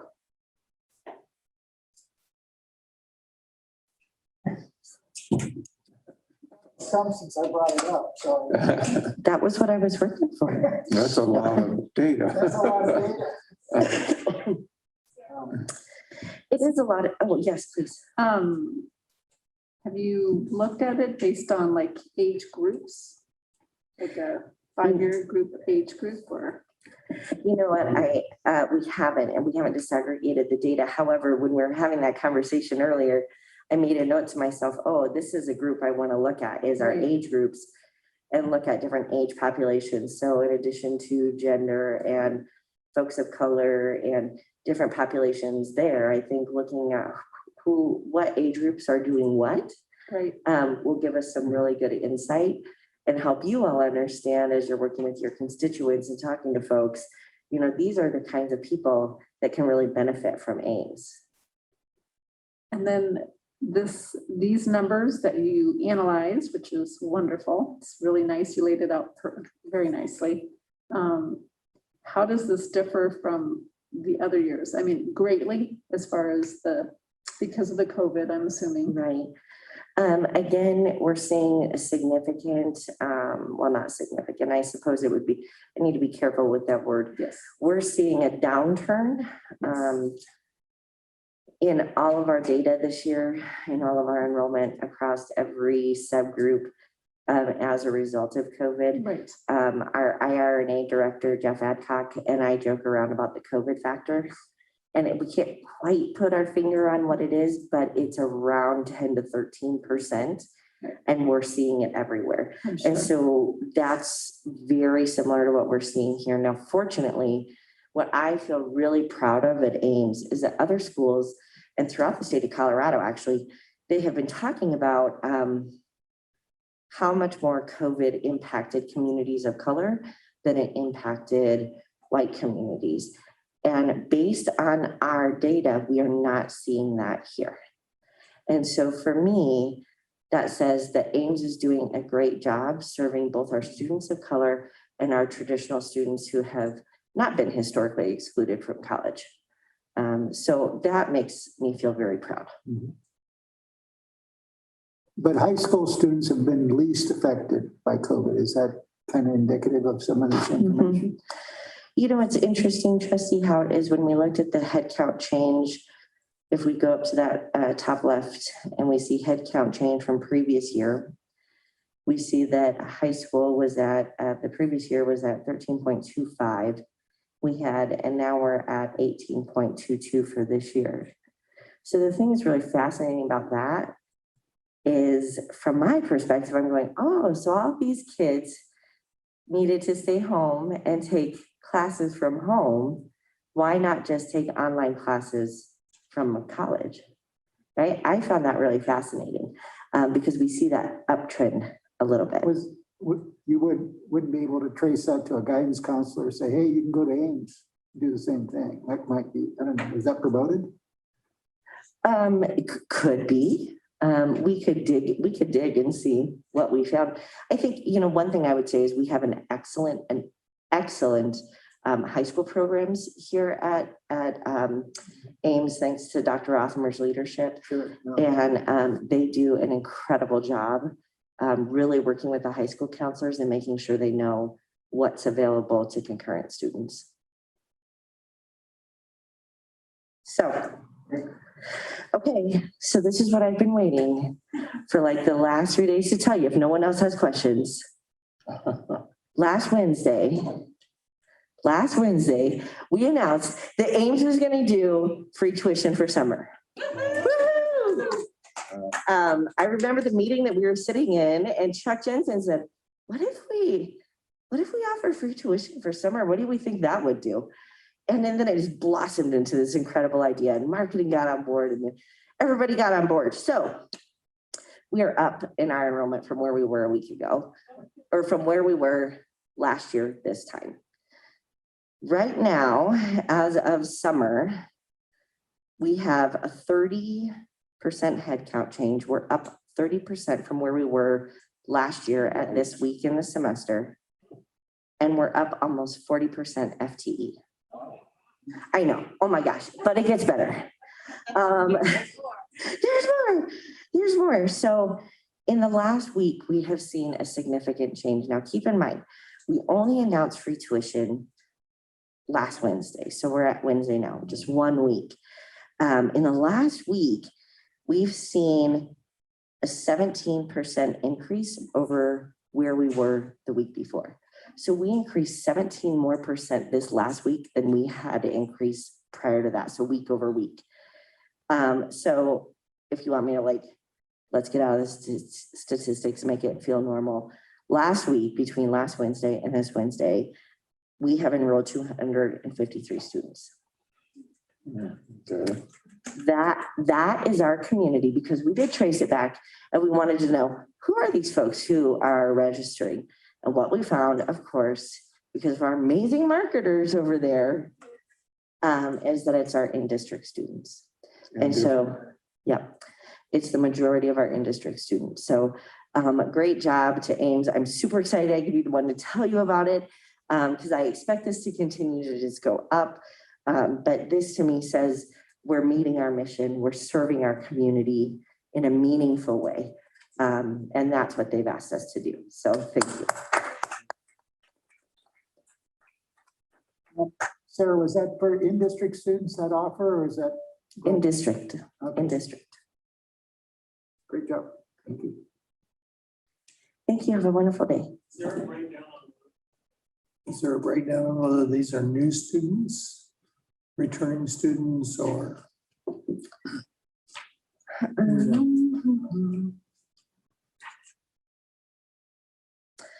So the first time at Ames, it looks like 64% of those this year are first time at Ames. For summer. First Yeah, year. I told a gal last week, and so that's at least one of those 253. Well, you just keep telling them, yes, Dr. O'Hara. Going back to my earlier question on if we do move forward with free tuition to community colleges, would that suggest that we could see a significant boom in our student population if that goes forward? You know, I think that's really interesting. I think, we could, my gut tells me we'd probably see a bubble while it was new, and then it would kind of taper back off to what's normal. But I think cost is prohibitive for a lot of folks, particularly when they are trying to work. And the thing that makes this particular summer program work is that they still get financial aid. And so students who choose to take 12 credit hours and they're getting those 12 credit hours for free over the summer, they will still get financial aid. So it's not like they're not getting additional support. So they're not working 40 hours a week plus taking 12 credit hours. They can balance their finances in a way that is more helpful for them. Okay, thank you. So that tuition that or the financial aid they receive, there wouldn't be a tuition cost to that. But there is a cost of attendance, so they would still be eligible for any of the additional housing, Okay. Yeah, cost of They attendance. wouldn't get the tuition monies. No. Couldn't No. double dip. No double dipping. No double dipping. Same with chips and financial aid money. And when you talk about in district, that's in district on campus. These are not high school. It could be high school students as long as they are within Ames taxing district. In district. Yeah, but you seem like you're emphasizing in district in some way that more than maybe we usually do or something. We don't have a lot of outer district students, do we? We have some. We do. Sure. Yeah. I think the majority of our students are in district, but we keep seeing students, more and more students from outside of our district, but in state. And so I think the reason why we felt compelled as a cabinet committee to focus on the in-district population was that these are the folks who have supported Ames through their tax dollars. and we felt a responsibility to that population. And do out of district? Are they tuition free as well? No. No. They are eligible for tuition. However, we still have additional scholarships that we can provide to those students.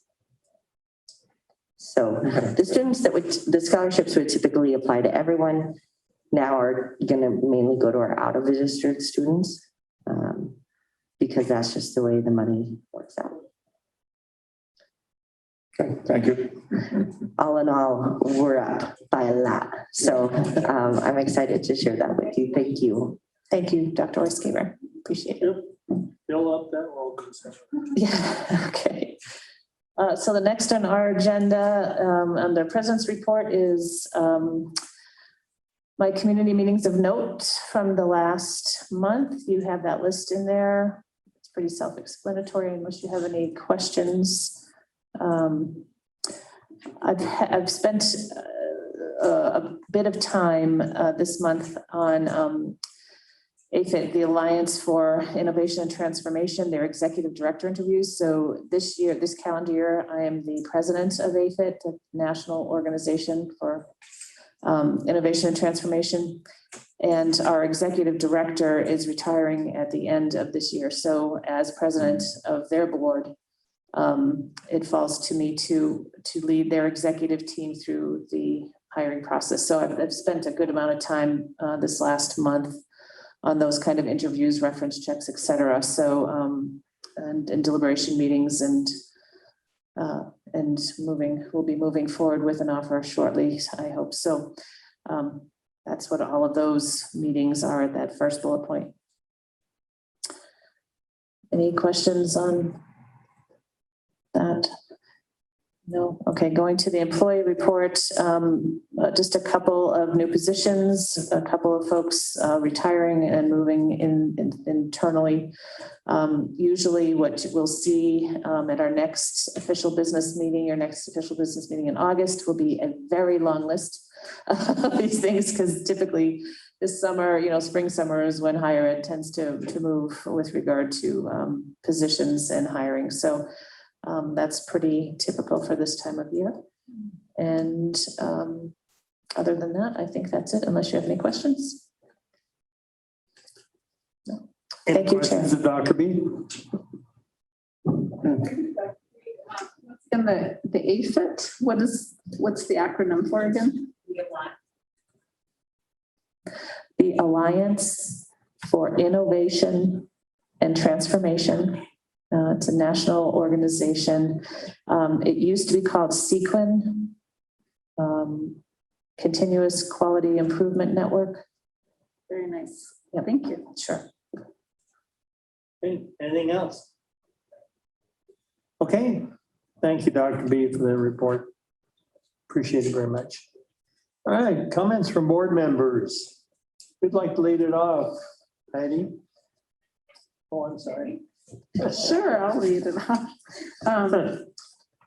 Well, it's our last meeting for the year of 2021. And I think we're off to a good start, I'd like to say, after the pandemic. And I really appreciate everyone's work that they did this year. I can't imagine working under the pandemic, and you did everything so well. So I really appreciate it. The meeting was extremely informative. And just once again, thank you and have a great summer. Thank you. Dr. O'Hara. Well, I thought it was a very informative meeting. I was particularly interested in hearing the update on marketing and communication plan for 2022. I just think that's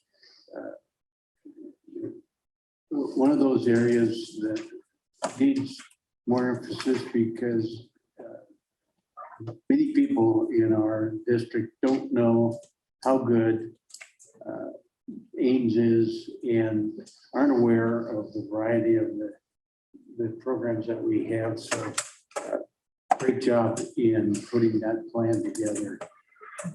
And I was also very interested to get the update on the enrollment report. coming out of COVID, and you know, that's an optimistic view coming out of COVID. And I think it's a very positive message that we received here. So good job. I would, once again, I would just echo some of what Dr. O'Hara has said, but I'm just very impressed and really give a lot of thanks to staff. How responsive you are to our requests. I mean, just the slightest little question or notion or whatever. In the next meeting, we got tons of material as to answer that question. And I really appreciate it. And I thank you, Mucho, for doing what you do. You're a great staff. There's just no doubt about it. I also want to apologize, I guess, for missing the commencement. I thought I could get away with it. I didn't know that I was being tracked. I didn't know that I'm not being serious, but I was surprised when the email said that Heidi and Mark were attending, and so They actually gave speeches. oh, they gave speeches. Oh, okay. But some of us may have been tracking you. Well, I missed it. I gotta tell you, sometimes when you're working with cattle, they don't exactly do what you're supposed to. And Like their owners, right? yeah, right, like their owners. That's right. And just all of a sudden, I thought, oh my God, I missed the whole commencement. So anyway, it looked like it went very well, and I saw it last year and thought it was a wonderful ceremony, and I assume it was the same this year. So it was a good year, even with the old whatever that COVID stuff is. So Okay. All right. What we learned today, we had a lot of great information shared. I mean, between all the stat information on our demographics. Thank you, Sarah. That's a challenge to look at the numbers sometimes and say, it's going to get better. And then as well as we didn't do too bad. And I think that was quite evident there. Zach, thank you. I mean, this information is good. I think we're all learning in that process.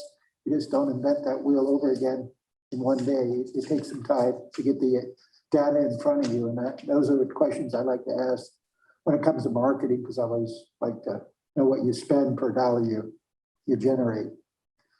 More so versus student you generate. I guess that's our metric. It worked. I do want to, I was very humbled by being able to participate in the graduations. Last year, I was a total deadbeat. I think didn't go to anything. And I feel like I missed something. And I did miss the honors graduation for our men of service that probably Lyle took care of it for us and did the job with. And I'm humbled by how we captured a we in our community by including everyone and making them extra special, regardless of what they deserve regarding their diversity and inclusiveness, as well as just everybody. We pay attention to the reef and we know what's there. So I'm very humbled by that. I do want to kind of, I probably owe a little bit of an apology for last month when we got a little off tangent with our public engagement. I probably should have abstained or did something different in that vote. I am in favor of pay increases. I don't want that to be an unspoken statement. And I probably spoke out of turn for that for a bit. And if you need to explain that further, I can. Just ask me. We always like to take care of everybody, I guess. You know, when you hear somebody's out there in the cold a little bit, you just kind of wonder, well, should we pay attention? But long or short, we'll deal with that later. I'm just humbled by what you guys do. You're a great service to this community. We're a smidgen part of it because there's a lot of work that gets done behind the scenes and behind the lines that we're totally unaware of and keep us out of it too from time to time, even though we like to pry a little bit under the hood. Thank you again. Thanks, Lyle. Thank you, Mark, for those comments. I just want to say I think it was a great meeting. Specifically, today I want to mention that, and I wanted to mention at the end of the work session, but I guess I just didn't work it in there. But the first part of the work session, especially today, on the strategic plan and where we are in that. I guess I was struck by how much that, or all that you presented today, tells us about all of the work that you do. I think most of us, when we think of a college, we think of a bunch of students and they're going to school and there's faculty and they learn a lot of stuff and they do very well and then they graduate and they go on, and that's what a college is all about. But I'm not too sure that, well, I am sure that most people probably don't think about all of the support that makes all of that possible and the incredible amount of work that goes into it.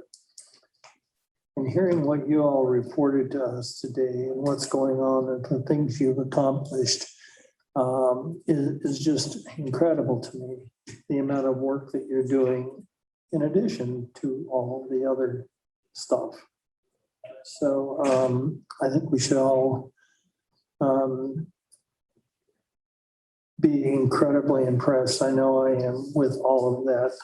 And thank you for letting us know where you're at. The only thing that I would ask, I would like to have seen presented on the board so all of us could look at it together, would have been a presentation of the, or a spreadsheet or whatever of the strategic plan to show us where we were at in that, so we could see some of these things going on in context of one another. Does that make sense? Yes, which I personally, Yeah, but I think it would have been great to see today. So Yes, apologies. It's coming. It's just Yeah. unfortunately after the fact. Heidi and I were talking about that at the break, and it's like to see what came before it and what comes after it and see it in that context. So anyway. Mr. Chairman, I would agree with that because I was sitting here thinking, I wish that I brought my copy of the plan so that I could follow along. Yeah. So remember what they said today, because we're gonna. There you go. Gotta hold them to it. Yes, so like the progress from this last year, the completion from this last year is coming. Your actual full tactical plan is in your resource, in diligent within the resource center. Right, so yeah, apologies for just this meeting's timing versus that, but it is coming. Sure. And that's not meant as a criticism. I mean, I got my packet, I read it, I knew it was coming, and I could have pulled it out. I think to see it on the screen would have been nice. Enough of that. Graduation. Oh, phenomenal job on the graduation. I took time out of my week to sit and watch it. I was in Nevada doing something incredibly personal, and but I managed to find time, and I watched graduation in its entirety, and it was incredible. I can't tell you enough how much I enjoyed watching that, and kudos to the people that put that together. That was just phenomenal. I mean, when I was watching it and I saw Dr. B walk off and I walked in behind me, behind her, I don't remember doing that, but, and I could have sworn that when she followed me back in that she stepped on my gown, but it was done that well. I mean, it was that real. There was no splices, there was no pauses. It was just it was as real as it gets. So, and just the whole thing put together, it felt like you were there. You felt the emotion.